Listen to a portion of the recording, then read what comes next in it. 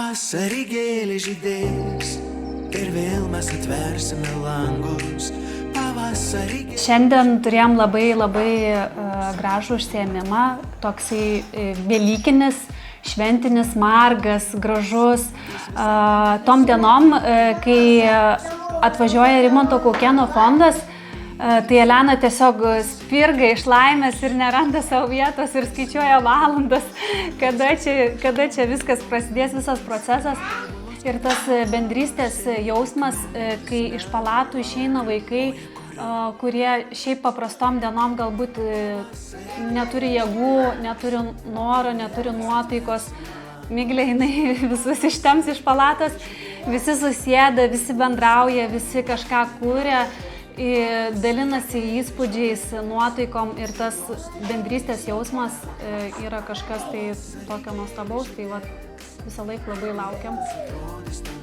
Tikrai labai norėjosi tokio atnešti pavasario ir tokių spalvų, šilumos, tokios gaivos. Tai man asmeniškai pats toks ryškiausias pavasario atributas tai yra paukščiai. Ir gaminam šiandien tokius paukščiukus, spalvoti, tokie labai žavūs, labai plunksnuoti. Ir labai tikiuosi, kad vaikams buvo ir jų mamom buvo smagu. Labai patiko, labai buvo smagu. Šiaip aš esu visokių tokių darbelių mėgėja labai.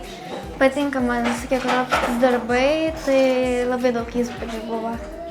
Mažiukas bus žvirblis, o didelis bus povas iš uodegos gausos. Aš tai galvoju, kad rasti laiko tam, ką tu nori padaryti, niekada nėra labai sunku. Sunku rasti laiko yra tada, kai nenori. Ir kažkaip ir spaudžia širdį dėl kiekvieno to sergančio vaikučio ir dėl jų artimųjų. Tuo pačiu kažkaip džiugu, kad jie neužsisuka tik tai tam liūdesio rate, bet randa noro ir dalyvauti tose veiklose ir kažką daryti. Įvairios labai mintis.